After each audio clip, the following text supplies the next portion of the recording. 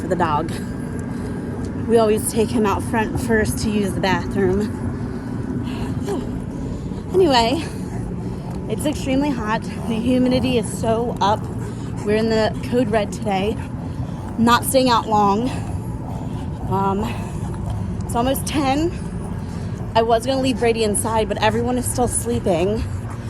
And if I leave Brady inside and walk out the door, he will bark and yap and hoot and holler and wake everyone up.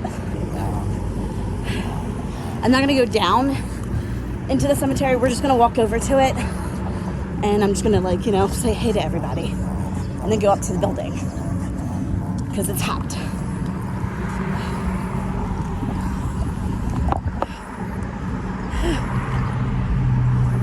Brady's gotta pee on every bush. So he gets his business done out front, and if he poops, there's a little doggy bag station and a trash can on the street.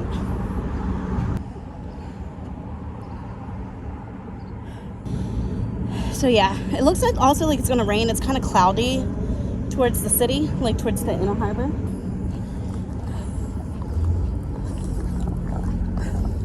I like to quickly go past this highway because there's so much traffic. Come on. And obviously I don't like to keep him out when it's extremely hot like this. He's tangled me up. I gotta turn. Alright. And my flip-flops. Okay. So we're out in the cemetery. We got George next to us, the one George with the 2 pots. I still don't understand why he's got 2 pots. Okay, so we're out and about in the cemetery. It is hot. There we go. It's hot. Hot. But I just want to come out and say good morning. Good morning to all of my friends in the ground. Good morning, guys. Appreciate you. Love you. See you guys later. It's hot. We're gonna go up to the building where it's cooler out. Okay. Man, it's hot. First of all, I'm gonna try to start wearing my hair down more, but it's extremely hot.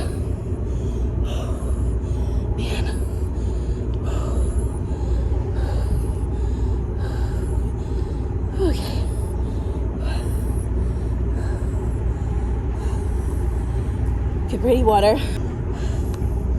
Okay. Pop up his little bowl. Gets his water.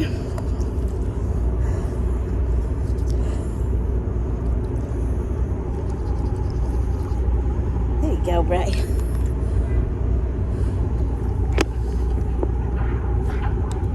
Alright, sorry, I had to do a little finessing. Look, my phone case is popping out. I had to do some finessing because Brady had his foot wrapped around this. Sometimes it gets, underneath him and around his foot.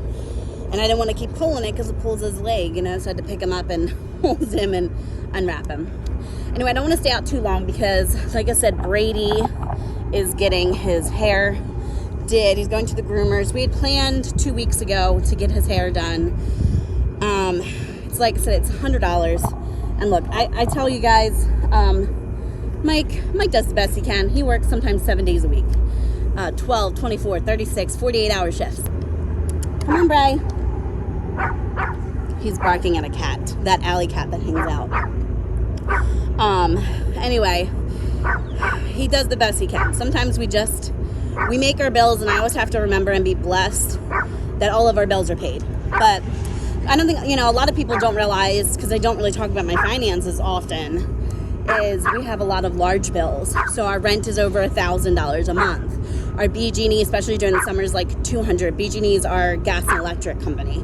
Then you have $715 a month in car payment, $200 and some a month in insurance, $200 for our cell phones for the 6 of us to have phones, $150 or $180 for the internet, $500 to the cousins for my embezzlement stuff, $500 to storage, credit cards, like 6 Capital Ones and, Discover cards and all different kinds of credit cards, you know what I mean?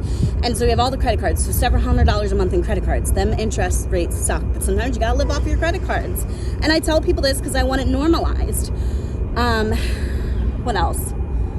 Like all the Hulus and the Netflixes and the Discovery Plus and the HBO Max, and because we don't have regular cable, so I'm sure that's like $150 in movie subscriptions. And then because we don't go anywhere, our kids, we give them what do you call it? I can't even think what it's called. Like Xbox Premium Pass, Xbox Game Pass. Sometimes we give them those V-Bucks from the Fortnites. When you're doing that times 4, $25 per kid, it adds up. But yeah, so bills add up. It gets crazy. And Brady's haircut's $100. But when you have a pet, you have to be responsible. It's just, he got a little late start this summer. Usually we do it around June. Last time he went to the groomers was in March or April. I believe it was the end of March. That was the last time he went to PetSmart and got his hair done. So it's not like he hasn't had, his hair cut in like a year, just a couple months. What's March? So April, May, June, July. So 4 months. But I would think every 6 months, you get your kid's haircut. The kids are getting their haircut too. Two of my sons grow their hair out long, like to shoulder length. 2 of them have their long hair. I think my one son doesn't want anyone to touch his hair. He likes it shoulder length. My other son just wants to trim just the sides and trim it up a little bit, but keep the top long. My daughter's actually thinking about, she has long hair. She was thinking about getting a summer cut, really short, like a pixie cut. The only thing with that, I want my kids to get their hair cut and everything. I let my sons grow their hair long. So why wouldn't I let my daughter get her hair cut really, really short? I'm just concerned, it's like a shock. And I just want to make sure she's very sure she wants it done, because I tell her once it gets cut, it's hair, it'll grow back, but it's not like it's going to grow back in a week. Like that's months worth of growing it's going to have to do to get it back to, shoulder length. But she kind of wants it like how my hair is like now, but in a bun. She wants it a little bit longer than this, and kind of wants it, something different. She's into skateboarding and stuff, and she does makeup sometimes, but she's also into like the boy things, Fortnite. She's got 3 brothers she hangs out with, so she's got friends in this neighborhood, girls that she hangs out with sometimes when we're out here, but she's a tomboy too, I love that for her. She likes girly stuff and the guys stuff. She can hang out with the guys and do makeup with the girls. I love it. She's got the best of both worlds,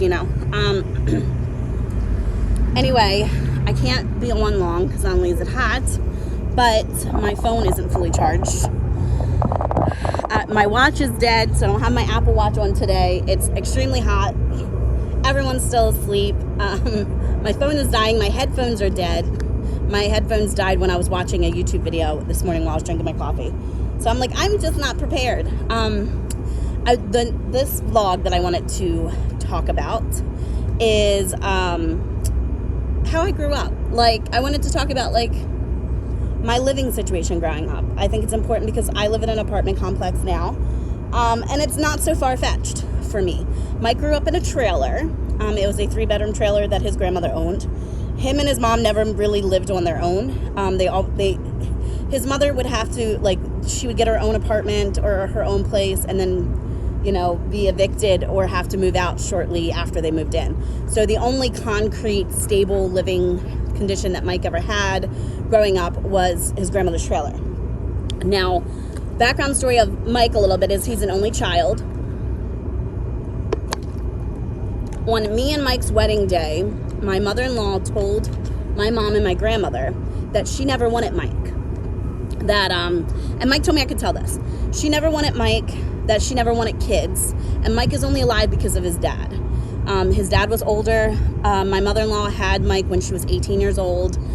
She just did not want kids, but Mike's father, who passed away when he was a teenager, 14, 15, really wanted kids. And I think in order to save the relationship, my mother-in-law thought she would have a kid to save the relationship. They got divorced when Mike was 2. So Clearly it didn't work out. We're no contact with her. We haven't talked to her since 2018.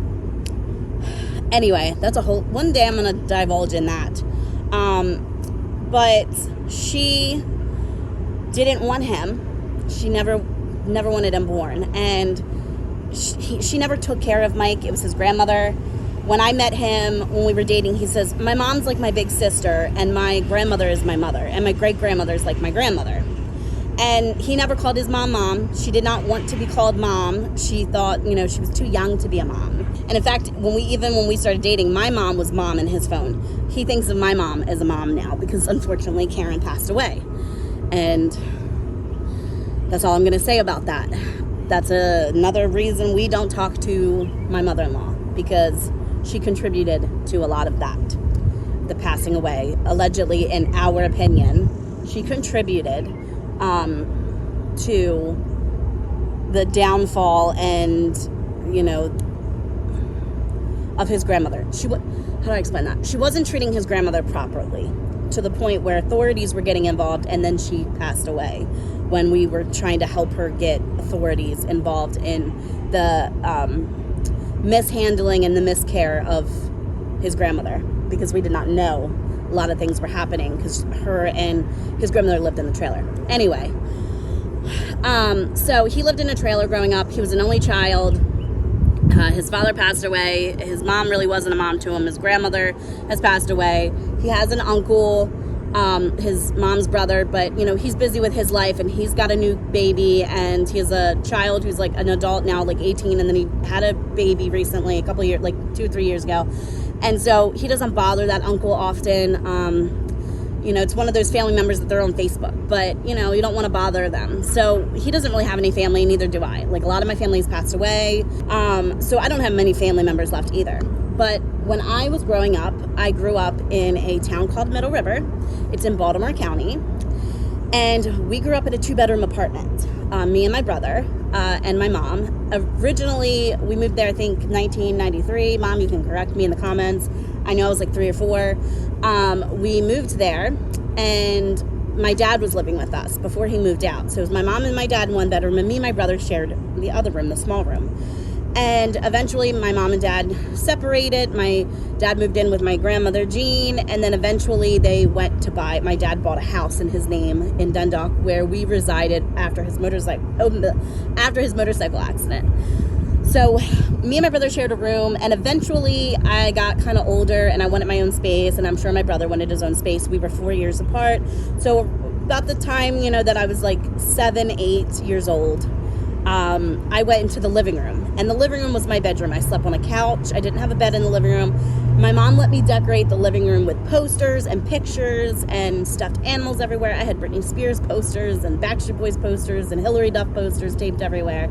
I had a wooden vanity with like a big mirror and all my perfume bottles and my little boom box, and all my clothes were in the living room closet, and my toys were in there and stuff. And so the living room was my room, and my mom had nailed a curtain, because the hallway, I'll try to see if I can find the floor plans. In fact, me and Mike got an apartment, above the apartment that I grew up in. So if I don't find the floor plans on the website, I'll show me and Mike's apartment, because it was the same size. There was, in the living room, there's a little hallway that goes into the kitchen, to the small room, to the bedroom, to the bathroom. It was one long hallway after you entered through the living room. So my mom nailed a little curtain in the hallway door, so that way it blocked the rest of the apartment. So I kind of felt like I had a door. I did not change in the living room, obviously, because people were walking in and out the front door and going through the living room. They were trampling through the living room to get to the rest of the house. I changed in the bathroom, but I would hang out in the living room. Our sleepovers, I had friends growing up and had sleepovers out in the living room on the floor and stuff.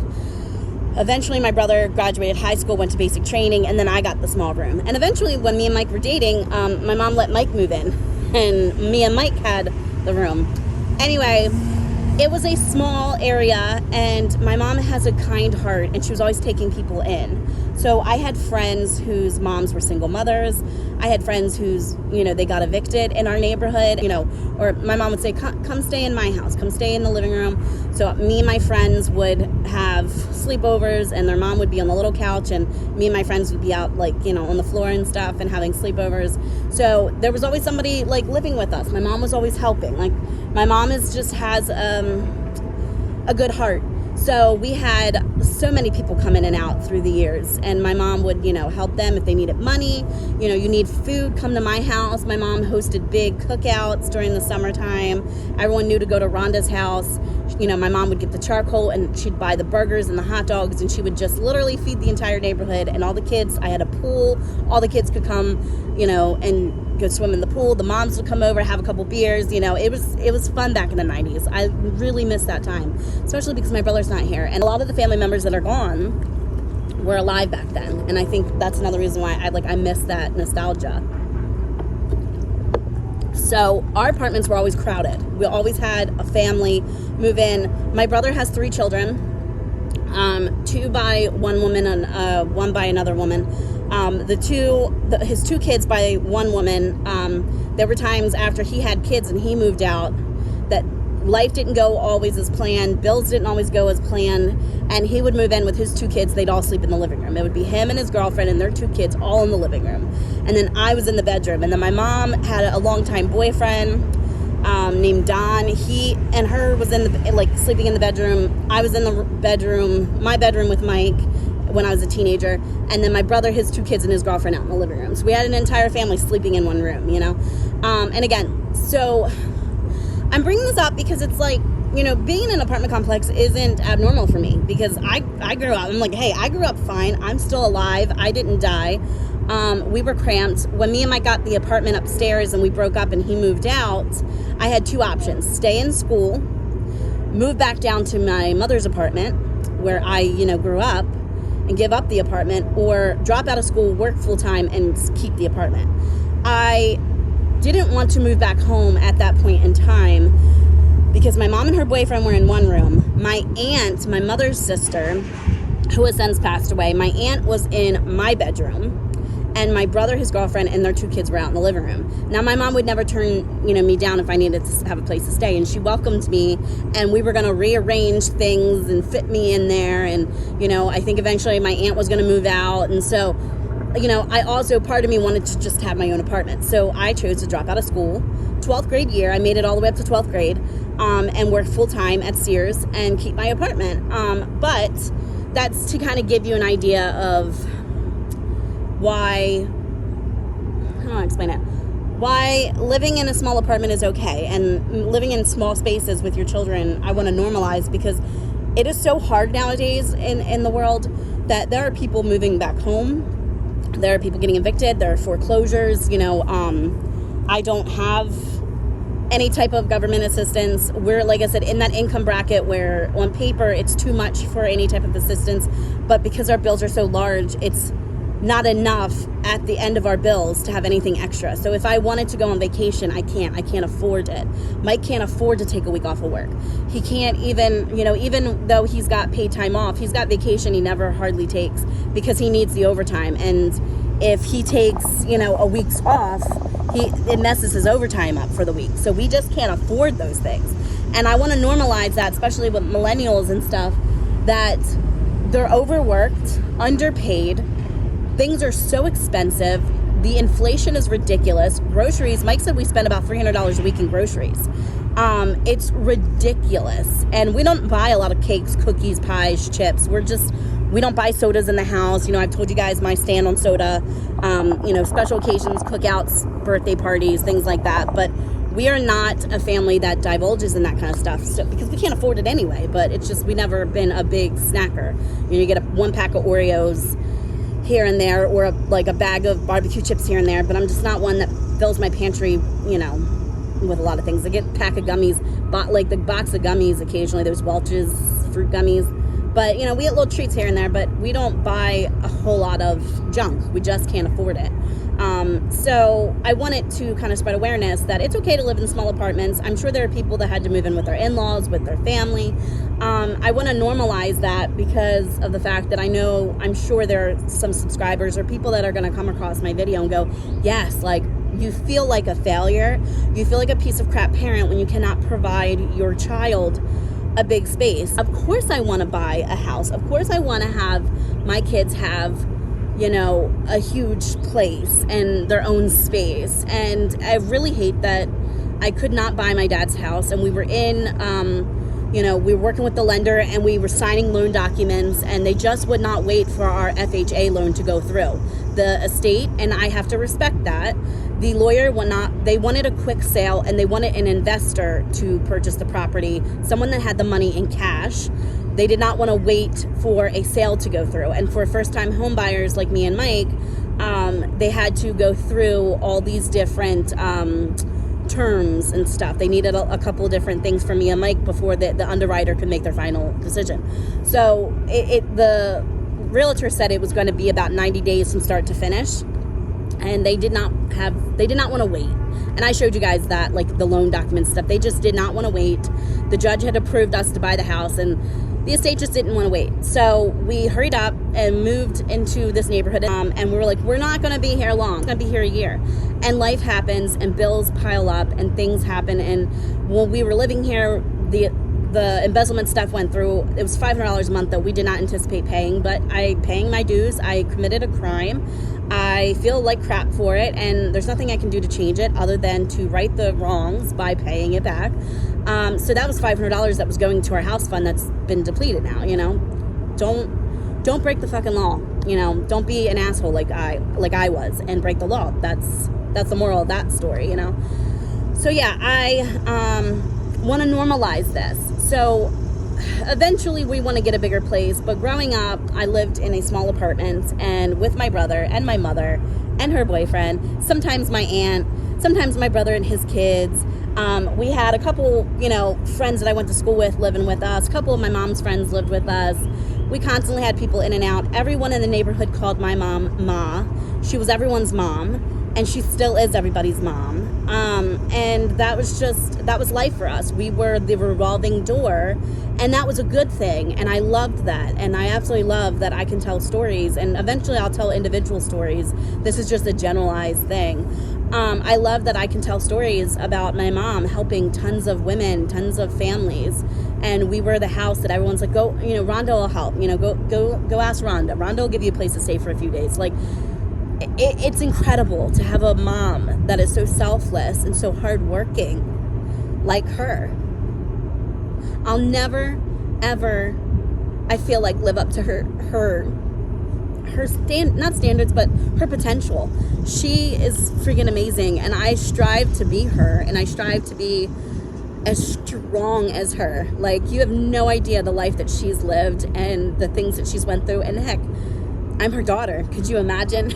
Could you imagine raising me? Like, I was a hellion, and she always fought for me and always fought for my brother and fights for my kids, and like is a mom to Mike. And just watching Mike and my mom have this amazing relationship, knowing what I know about his mom and knowing the way he grew up and certain stories about him, it's incredible. It is incredible. And when I was getting my teeth done, you know, Mike and my mom got the loan, and Mike and my mom paid for my teeth because it was a birthday present from Mike and my mom. And we were in the financial lady's office, and Mike and my mom were talking, and Mike was helping her fill out the loan documents and everything. So she, you know, on a little tablet, Mike was typing things in for her. And the lady had said something like to Mike and said, "Is this your mom or is this her mom?" And then we said, "Oh, it's my mom." And Mike's like, "That's my mother-in-law, you know, it's my wife's mom." And she said, "You would have never guessed it, because the relationship, how comfortable Mike and my mom were talking and hanging out, and like, you know, the banter back and forth was more like mother-son." And she's right, the mother and son. And obviously Mike is not replacing my brother, and no one can replace my brother, but it's amazing to have my mom, you know, accept and care for Mike the way that he deserves to have a mom care for him, you know? So that, I'm like teary-eyed because my mom's a rock star. Like, she's not always comfortable taking pictures or being on camera, but one day I would love for her to come on my channel and just us sit here and have like discussion back and forth, and you guys, you know, ask us questions and stuff.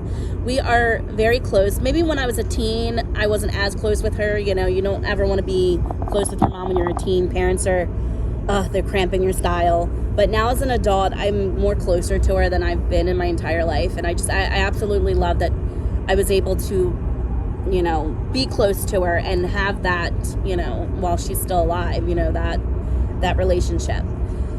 But yeah, my mom helped tons of people out and gave tons of people a place to stay.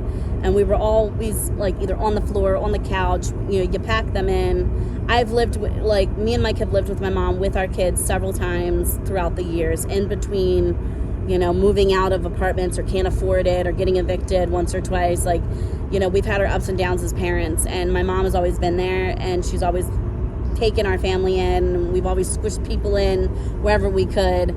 There was one time it was me, Mike, three kids. My fourth kid was on the way. It was me, Mike, three kids, my mom, her boyfriend Don, and then two other ladies that she was helping out that were my brother's friends. And they were in the small room. My mom and her boyfriend took the living room, moved her bed out in the living room. Me, Mike, and three kids were all in one bedroom. And my mom's a 2-bedroom apartment. That was back in 2012, 2013. That was years and years ago. But my kids have always, you know, they adapt. Me and my brother adapted. I don't, as an adult, never felt like it was abuse. I never felt like my mom was giving up something to help others, like as far as our childhood.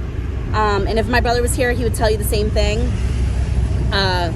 It was normal. And sometimes, you know, my mom would come to us and be like, okay, so-and-so and her daughter's coming to stay with us for a few days until they save up money to get a new place.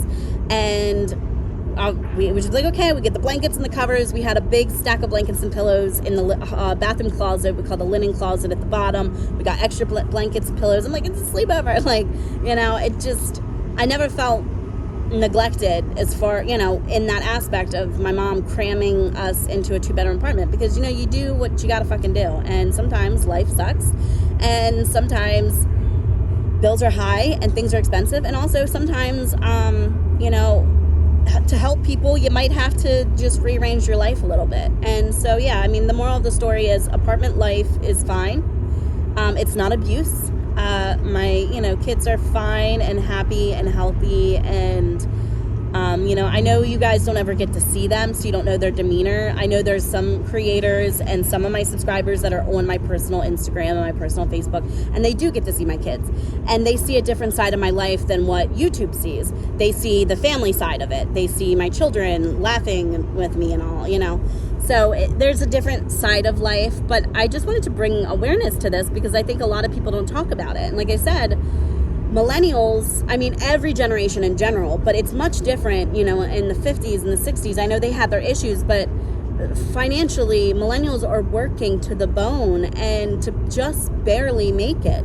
There is no money for vacations, you know, a lot of the times. There is no money to do fun things. If I had a license, what money would I have? I'd have nothing. Like, there's nothing at the end of the month, you know what I mean? Like, and so we have to plan these things. So Mike gets paid Friday, and I told the kids, I was like, we're going to the beach. We are going to the beach, guys. So I have to get them new swimming suits because their swimming suits from last summer do not fit. I already know. But I'm going to get new bathing suits for everybody, and we're going to the beach. If we don't get to the beach, I have to ask Mike, you know, check his calendar when he comes home tonight and see if there's a day this month. If not, we're going next month before the summer ends. And I'm going to ask him if he can take a day off of work and put it, you know, request off. This way we can't change our minds. It's there. It's scheduled. Sorry, my dog, I'm extending myself because my dog's at the end of the hill. But we're going to make it work. We're going to go out to the beach, and I'm excited for it. I want my kids to go do stuff. You know, besides the driving, it's not having Mike have a day off ever and not having money. And when we went to Ocean City it was 2 summers ago. Not last summer, but the summer before. it costs like $800. And that was parking, that was gas. Just to eat at that pizza place was like $100 and some. Each kid got a personal pan pizza, and we asked them for personal pan pizzas. They didn't eat like the whole thing. What we did is they gave us little boxes and we put it in the car for leftovers for when we got home. But we had breakfast at Dunkin' Donuts, just breakfast sandwiches and a drink for the 6 of us. Then we stopped. Some of my kids had finished their drink and they were thirsty, so we stopped at like Aurora Farms. I had calculated. I made a YouTube short. If I find it, I'll try to interject it. But we paid for parking, gas, breakfast, lunch at the pizza place, dumpsters. I said dummers in the video. My dyslexia. Dumpster. I don't know what it is. Ice cream. I told Mike to get the smalls. I think he got mediums. They didn't eat all of it. They took a couple bites. We had to toss it out because I was like, Mike, they're not going to eat. And he just wanted to just spoil them. I was like, they're not going to eat any bigger than a small. And he got everybody a medium ice cream. We did putt-putt. We spent like $200 at the arcade. We just gave them, all cups full of whatever, token thingies, whatever it was. Then they did those little carnival-y games, spit the water around the clown's mouth or something. And my son won like a huge, gigantic Pikachu. And they won a bunch of stuffed animals that day. They did all of that. And then we had dinner at Cracker Barrel and everything. And so it was like, it might not have been like $800. It was like $600 or something. I'll have to check it. I will interject the thing. It's been so long, but it was a couple $100. I think the reason why I think 800 is because we had 800 in our bank account. And I think we almost depleted every little penny that we had. And then we were tight for 2 weeks because we had just blew whatever we had left for that day. But it was expensive. We did obviously do things like putt-putt and stuff. And I hate that I can't show you guys pictures. Like, I don't hate it. Like, I can show you pictures, but I choose not to show my kids. But they had fun and they still talk about it. Here's what my husband, myself, and our 4 kids ate in a day in Ocean City, Maryland. For breakfast on our way to Ocean City, we stopped at Dunkin' Donuts, and we all got breakfast sandwiches and our own little iced coffees. For lunch, we stopped at the Dough Rollers. I got a sangria. My husband got a Long Island iced tea. Our kids each got a soda, and we each got our own personal pan pizza. It was delicious pizza and very filling. For a dessert, we stopped at Dummer's Ice Cream Shop. We each got our own little cup of ice cream. I definitely recommend going there. It was very affordable and delicious ice cream, and they definitely overstuffed our little cups for the amount of money that we paid. Definitely worth it. For dinner, it was about an hour wait at Cracker Barrel, so I forgot to take videos, but this is all of our leftover food. It was also delicious. For a family of 6 to go to Ocean City, Maryland for the day, it cost us $630.35. It's just vacations and stuff cost money. It's not like I have one kid. I don't have little kids. I have older kids. I have teens. I can't just buy a little tiny Happy Meal with 4 chicken nuggets. That doesn't work out for us anymore. It's expensive, and you have to plan these things. So, guys, it is me adding a little thing I forgot to add during the video. I'm editing. Obviously, I'm going to be monetized soon. I really, truly appreciate it. I want all of my money that I make on YouTube to go into our house fund so we can save to buy a house. Now, I don't expect myself to have 1 million subscribers. So I'm toying with the idea of it being our house fund because Mike still has money that goes out of his check every 2 weeks, deposits into this account for our house fund. But even if I make $100 or $200 a month or $100 a month, I might use that money instead for our kids to do fun things. So, in the video I talk about how, even if Mike had off or even if I drove, at the end of the month, all of our bills, like all of our income takes our bills. There's nothing left over to take our kids camping or, things like that, or, take them out, because everywhere costs money besides parks. I mean, there are a few things that we could do for free, but you know what I mean. There's only so much you can take your kids to a skate park before it gets boring, or a regular park. But to go to theme parks and carnivals and festivals and fairs and concerts and things, it costs a lot of money. We all know it costs money.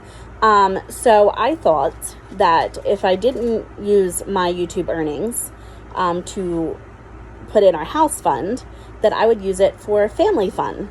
And so while Mike is working and we're still putting money into the house fund with his paychecks, maybe my YouTube earnings could go towards having the kids do extracurricular activities or, fun things, or so that Mike can take a day off of work so we can do these fun things. You know what I mean? So I'm toying with the idea. Either way, it's going towards the family. It's not for me or for selfish reasons. I do this every day and get on camera every day because I enjoy doing it. It helps my anxiety. But at the end of the day, I'm doing this for the kids. I'm trying to make money for the kids, and it's going to benefit them somehow. But I just wanted to interject that. Have a great day, guys. So, I want to get out more, and I want to take my kids out more, and I want to let them see the world and, do things. And right now with my anxiety and agoraphobia, I'm building that tolerance up of being out in public and sitting out in an open space and seeing people and saying hi to strangers, like stuff that I would have been freaking out about. Oh, those stupid freaking, what do you call it? Not bot flies. Those whatever fly things they are. Forgot what the flies are. Anyway, so yeah, I just kind of wanted to spread awareness, guys. It's, what was I gonna say? It's hard nowadays, especially when you have kids and you have multiple children and you have one parent working. And we tried the whole working thing. I worked at Kmart when the kids were little. What we found was my working skills, because I only worked retail as a teenager and then I had kids, was it would take me almost a week to make $150-200. Mike can clear that in a day. You know what I mean? Like, that was years ago. I think he can clear that quicker than that, like half of a day. But what I would make in a week at a minimum wage retail job is what Mike can make in one day. And he was having to take off of work to be home to watch our children because, they were toddlers back then. Now they're all preteens. They can stay home by themselves. Still, I don't like the idea of them staying home by themselves yet, especially we don't live in the best neighborhood and stuff like that. So we tried the whole working thing. But, we live a traditional life. We, where the mom stays home with the children. And now that I homeschool, I'm here with them for their homeschooling throughout the year.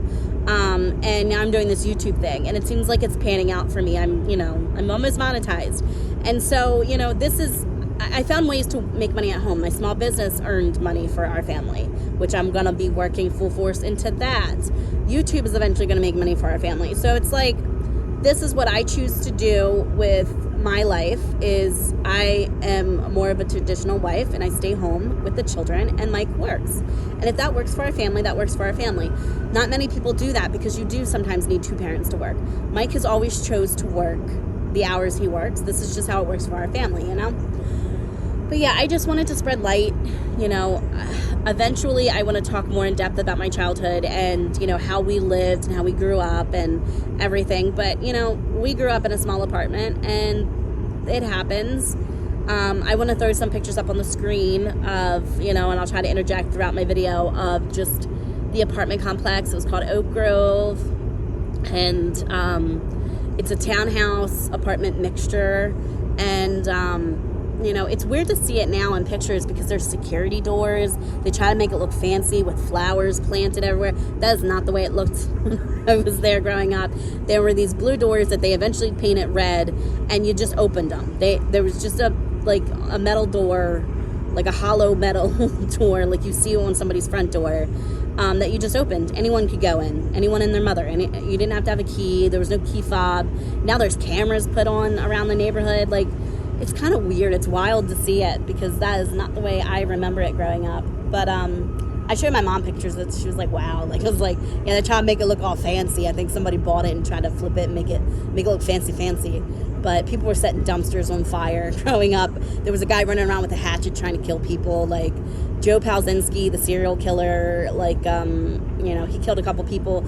He was held out back of the apartment complex in the single family homes, killing people. Like, it's a crazy, and I'm not saying nonchalantly killing people. I'm just saying it was not the way that the neighborhood's making it seem all fancy.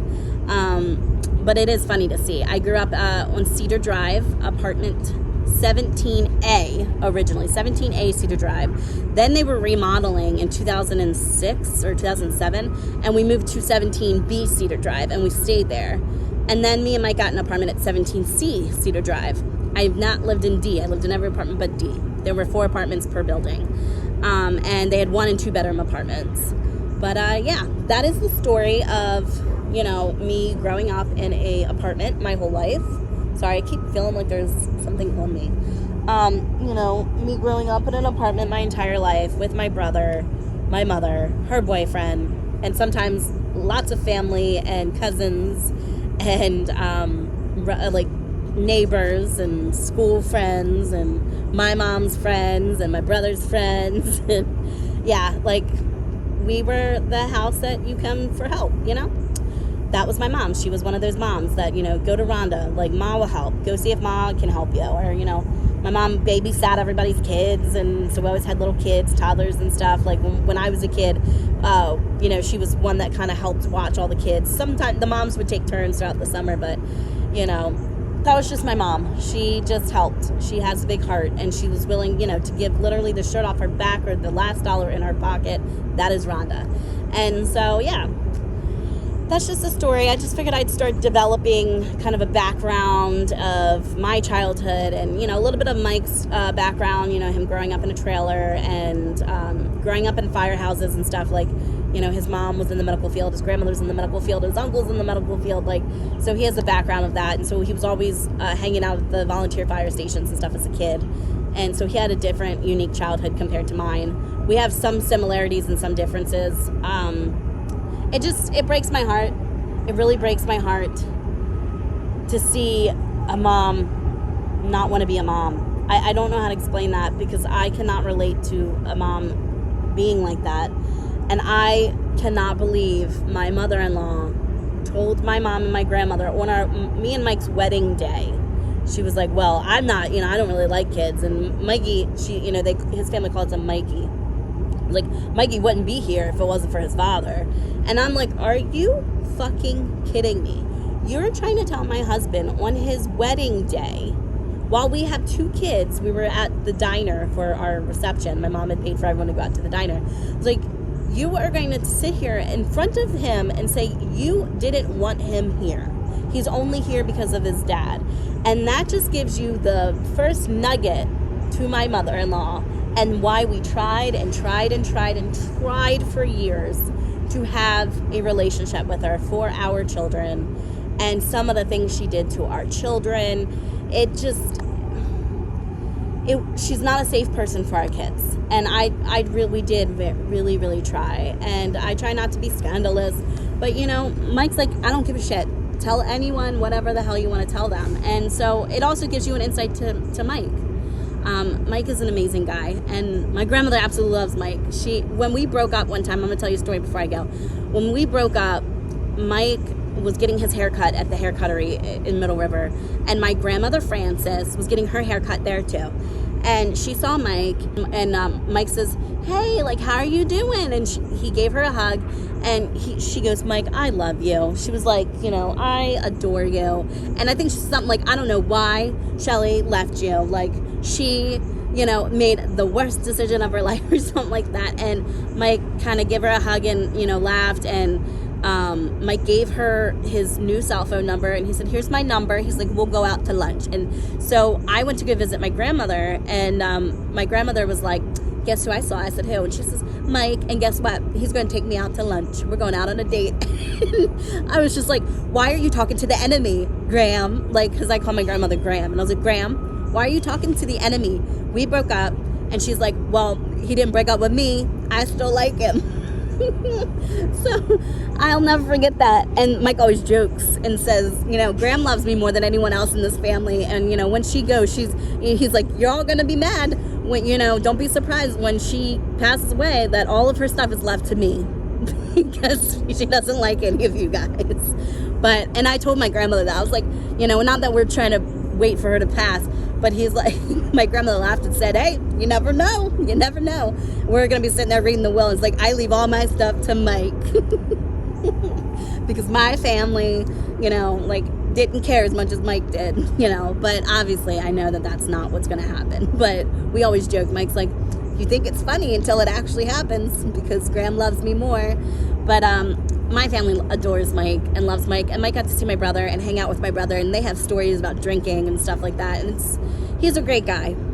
I know I have a unicorn when it comes to a husband who does everything, treats me like a pretty princess, and puts me up on a pedestal, and we've had our fair share of fights, and there's been a few times in our relationship where I'm like, I'm getting a divorce, like, fuck off, like, I don't like you anymore. But we always come back together, we always stay with each other, and, you know, you don't know what goes on in a marriage, you know what I mean? There's a lot of give and take on both sides, and people don't always see that, and people don't know my life prior to being on YouTube. You don't know what it was like having kids when I was a toddler, Yeah, I had kids when I was a toddler. When my kids were toddlers, and what I was doing, you know, as well as him. And we have our roles, and it works for us. We are a weird couple, and I am excited to show all of our weirdness. So yeah, guys, that was the story about how I grew up in an apartment, and I grew up just fine, and I am happy and healthy, and I have no regrets here on growing up in a small apartment. And if you are living in a small area, a small apartment, a small trailer park, small trailer, a one bedroom, if you've got all your kids in a one bedroom, I don't care. I love you. I support you. I'm here for you. You're not alone. It's okay. Life sucks. Life is hard. People are working day and night to pay their bills.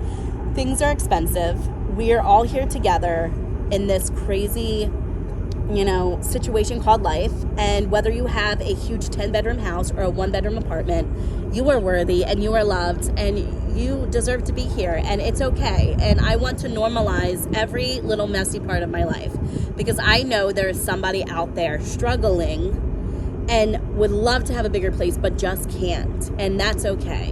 And you know what? I think at the end of the day, no one has to live my life. You know what I mean? No one has to live in that small apartment but my family. And that's the only people that have a right to say anything about my living situation. You know what I mean? Like, if my kids want to come to me and be like, I fucking hate this, okay, we'll figure something out, you know? But yeah, I just want to normalize it. And I figured it's a perfect opportunity to talk about the fact that it's not abnormal in my life to grow up in a small apartment. I watched my mother do it, and we turned out just fine. Maybe stealing cars, maybe not always the best option, but hey, I'm still alive, and I'm still here, and I'm still fucking kicking. You know what I mean? You know what I mean? You know what I'm saying? So yeah, I hope everyone has an amazing day. I've been talking for a while. I want to get this dog inside and get into the cool air. I'm going to edit the video. I did my voiceover with my, what do you call it, shot glass and stuff. I have that on my graphics channel. I will put it in the description, my graphics, AB Family Graphics channel. I posted it there first, and then I'll post it on my regular channel. I just wanted to post it there to get it out. And then I might post it on my channel. I don't know. I'm trying to decide if I want to separate the two channels and have a crafting channel and a vlogging channel, kind of like Just Ann has her beauty channel and her vlogging channel. I might keep my crafting stuff to my AB Family Graphics channel and then my vlogging stuff over here. So I want to link my graphics crafting channel below, so you guys can follow that channel as well. I've not done anything on it in years, but now that I'm like filming full time, I'm just like, heck, I'll just toss my craft videos on over there. Anyway, I hope you all have an amazing day wherever you're at. Please stay cool. It's hot. Like I said, in Baltimore, it's going to be a code red. I got to get in there before the sun really starts beating down. And yeah, I hope everyone has an amazing day, and I will see you guys in my next video. Bye.